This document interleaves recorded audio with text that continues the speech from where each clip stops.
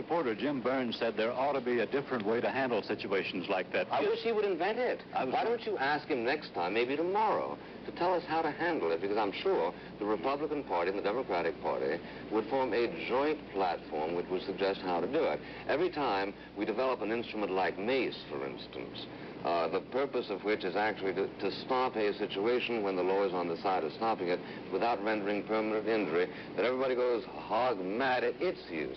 What are we, in fact, supposed to use when they break law and order as handed down by judges?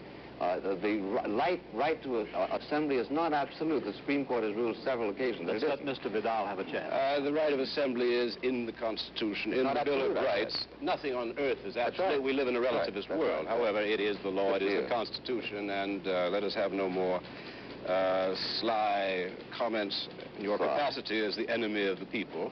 By the way, you got an invitation this afternoon I haven't passed on to you from Norman Mailer, our mutual friend who was out there, as was I on Monday night.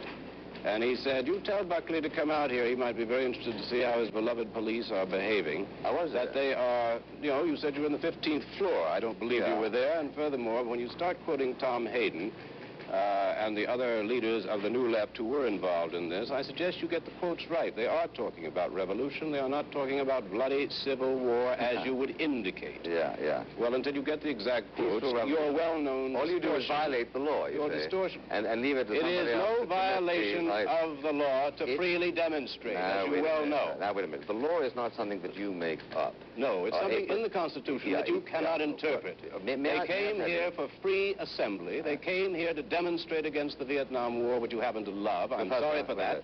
They have not been allowed to hold a meeting in Soldier Field, which they should have had, could have had, would have had a peaceful demonstration. Instead, the police, fired by Mayor Daley and by a lot of jingos around here, have been roughing up everybody from the press to the delegates to the kids out there, and you ought to sit here by and talk about